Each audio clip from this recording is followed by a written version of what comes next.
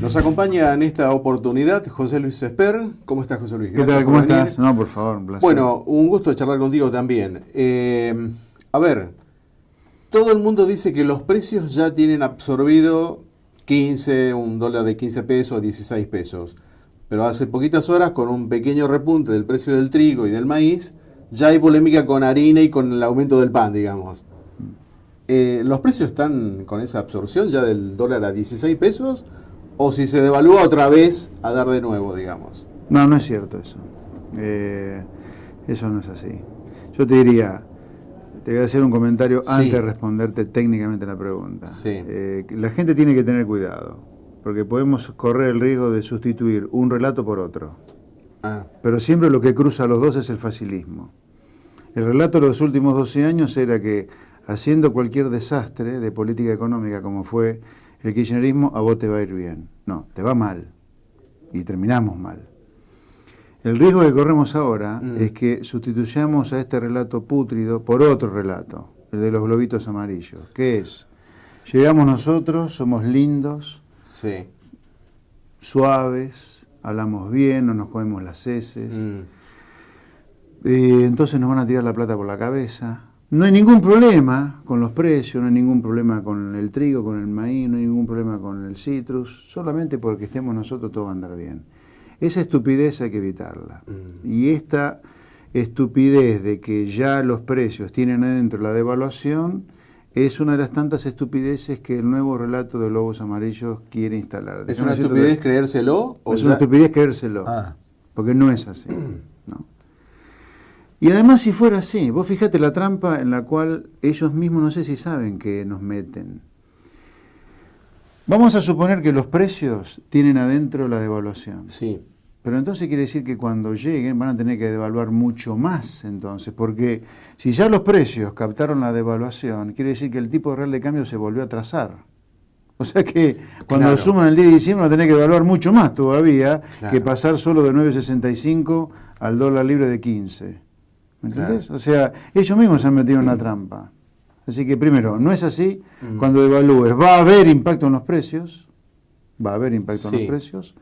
Y cuidado que, si ellos me dicen que la inflación o los precios ya tienen adentro la devaluación, bueno, hay que devaluar mucho más entonces que de 9.65 a 15. Y de 15 para arriba. O 20 puede ser, por ejemplo. Claro. ¿No? José Luis, y este tema del cepo, digamos, la quita del cepo o la quita de las retenciones, ¿qué repercusiones tendrá, digamos, inmediatamente en la vida de una persona común y corriente, digamos? Porque tiene que ver con este tema de los precios, ¿no? Todo va a ir hacia el precio final. Mirá, Argentina tiene la peor situación fiscal del último medio siglo. Mirá. Lo cual, en realidad, es mucho más grave que decir solamente la peor. Es la peor de las peores. ¿Por qué? Porque no solo tenés el déficit fiscal más grande del último medio siglo, sino que además la presión impositiva que hay sobre el que está en blanco en particular es récord histórica y la más alta del mundo.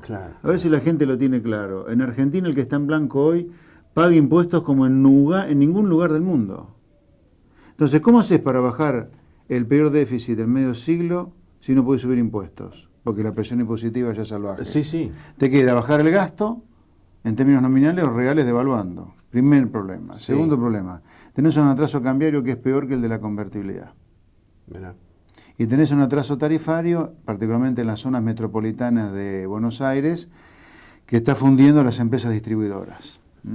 Así que tenés una situación muy grave, no delicada, grave directamente. Entonces, una de las correcciones, de las tres que yo te nombré, déficit, dólar y tarifas, es la del dólar.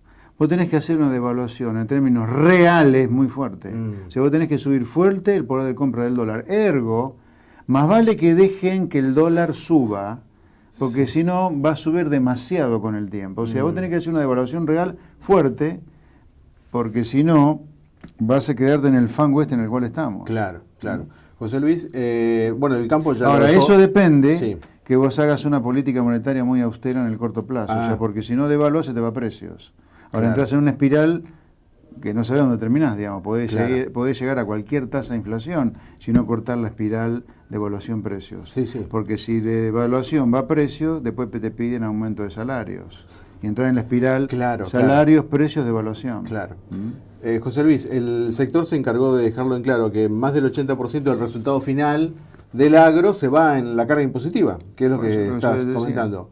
La quita de las retenciones, digamos, ¿va a bastar o va a haber que tirar alguna soga más a las economías regionales? No, acá hace falta una devaluación real muy fuerte, que el dólar suba fuerte en términos reales.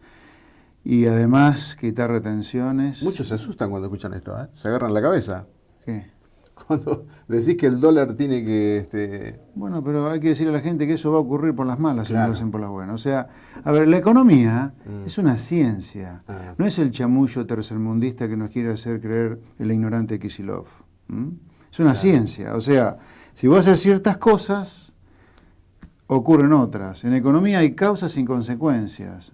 Así como para hacer agua tenés que mezclar hidrógeno y oxígeno, en economía si vos haces ciertas cosas ocurren otras. Mira. Dado lo que hiciste en los últimos 12 años, el tipo real de cambio se va a devaluar. No es que hay que, se va a devaluar. Claro. La única opción que queda acá es que esa devaluación real sea una devaluación real moderada o absolutamente loca porque vos no haces las cosas bien. La historia argentina demuestra que siempre terminamos en crisis cuando estamos en estas situaciones.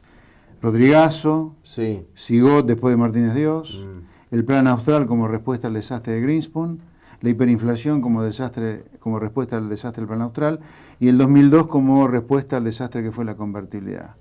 Digamos, acá estamos frente a una situación que si no la manejas bien, todas las correcciones que yo te digo que hay que hacer, se van a hacer porque van a ocurrir igual y en crisis. O sea, más vale que el nuevo gobierno aproveche el viento de cola que le va a dar, que recién asumen, que nos sacamos de encima a la lacra kirchnerista, y aprovechar esa bonanza, si es que la hay, para hacer los ajustes, y no que por la bonanza no las haga.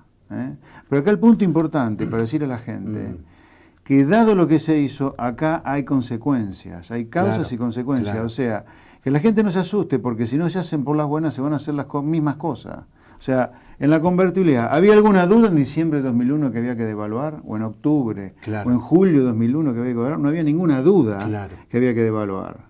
Ahora, ¿por qué terminamos con el dólar a 4 en lugar de 2 o 2,5? Bueno, por haber negado que había que devaluar y terminaste en una crisis. Acá hay que evitar eso, porque Argentina está ahí de una crisis.